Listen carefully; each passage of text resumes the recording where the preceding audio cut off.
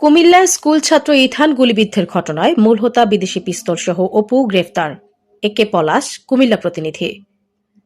কুমিল্লা নগরীর কাটাবিল এলাকায় মাদক ব্যবসাকে কেন্দ্র করে সংঘর্ষের সময় ষষ্ঠ শ্রেণীর শিক্ষার্থী ইথান আহমেদ গুলিবিদ্ধ হওয়ার ঘটনায় অভিযুক্ত মূল হোতা আবু হানিফ ওরফে অপুকে গ্রেফতার করেছে কুমিল্লা জেলা গোয়েন্দা ডিবি পুলিশ। বিষয়টি নিশ্চিত করেছেন জেলা গোয়েন্দা পুলিশের ভারপ্রাপ্ত কর্মকর্তা ওসি শামসুল আলম শাহ।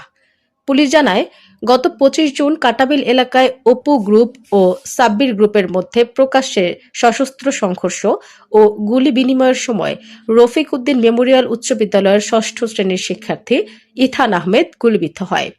এই ঘটনায় দেশজুড়ে ব্যাপক আলোচনার সৃষ্টি হলে পুলিশ সুপারের নির্দেশনায় জেলা গোয়েন্দা শাখা ও সংশ্লিষ্ট থানা পুলিশ যৌথভাবে বিভিন্ন জেলায় সাঁড়াশি অভিযান পরিচালনা শুরু করে। এরই ধারাবাহিকতায় বুধবার ভোর রাতে অভিযুক্ত আবু হানিফ ওরফে অপুকে গ্রেপ্তার করা হয়।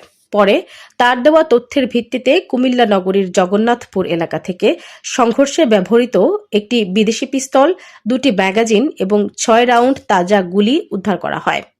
ঘটনার সত্যতা নিশ্চিত করে জেলা গোয়েন্দা শাখা ডিবি পুলিশের ভারপ্রাপ্ত কর্মকর্তা ওসি শামসুল আলম শাহ জানান, অপু সংঘবদ্ধ অপরাধ চক্রটির নেতৃত্ব দিতেন। তার বিরুদ্ধে অস্ত্র, মাদকসহ বিভিন্ন অভিযোগে মোট ২৫টি মামলা রয়েছে। উদ্ধার হওয়া অস্ত্রের ঘটনায় তার বিরুদ্ধে আরও একটি অস্ত্র মামলা দায়েরের প্রক্রিয়া শেষে আদালতের মাধ্যমে জেল হাজতে প্রেরণ করা হয়েছে। ইথান গুলিবিদ্ধের ঘটনায় জড়িত অন্য আসামিদের গ্রেপ্তারে অভিযান অব্যাহত রয়েছে বলে